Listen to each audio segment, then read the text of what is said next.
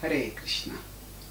The heart is a nursery, not a factory. A factory is where things are mass produced.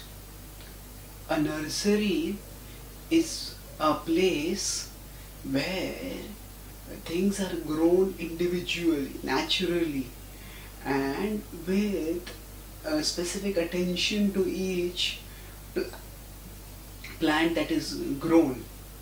A factory is used to produce unconscious things, whereas a nursery is for growing conscious things, plants which have consciousness. In fact, even in the place where children grow, that is also sometimes called as a nursery. The point is that the heart is a place where our consciousness resides, and the consciousness is not just an object that can be manipulated, mass replicated, or it can be produced or processed like things are processed in a factory. It has to be the emotion in the heart has to be nurtured carefully.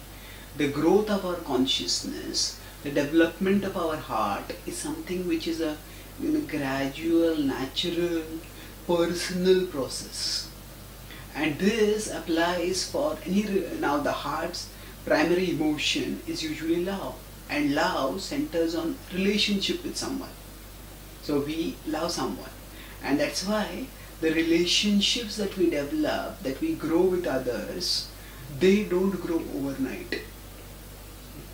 They take time, they grow gradually, and we cannot hasten the process by artificial means. It's a nursery, things will grow at its own pace. So Krishna talks about this in the Bhagavad Gita at various places, about how we need to let things grow naturally. Nahi jnanena sadrusham pavitramiha vidyate tat swayam yoga samsiddha kalena atmani vindati. In 4.38 in the Bhagavad Gita, he says that there is nothing as pure as transcendental knowledge.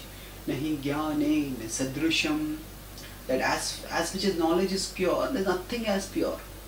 Pavitramiha vidyate, there is nothing as pure as this. Tat swayam yoga samsiddha. Tat swayam yoga samsiddha. That swayam yoga samsiddha, that once one becomes full in yoga, then one can relish it. Once one becomes mature in yoga, one can relish it. Kalena atmani vindati. Kalena, in due course of time, atmani vindati. One relishes this within. So the word kalena is important over here. We need to give individual personal attention to the growth of our bhakti in our heart, and we can't expect bhakti to grow overnight as if it were simply some thing which we could process and which we could make grow. No, it will grow gradually at its own pace, and we need to understand that, accept that, and move onwards. So the more we recognize this nature of bhakti, and the more we focus on not expecting our consciousness to respond like a manufactured or processed object. It's not that we start chanting Hare Krishna, we start studying the Bhagavad Gita, and immediately the consciousness is transformed. It will take time. Some changes will be dramatic, some changes will be subtle, but the changes are happening. Just as those who are gardening, it's not that every day they take a tape and they measure how much is the plant grown. No, they keep watering and it will grow gradually. So similarly, if we keep practicing bhakti without unrealistic expectations of overnight transformation, if we keep steadily practicing bhakti, in due course of time, there will be growth. Our attraction towards Krishna will increase, it will become stronger, sweeter, and gradually will rise above material consciousness and attain Krishna in our heart and ultimately in his abode. Thank you. Hare Krishna.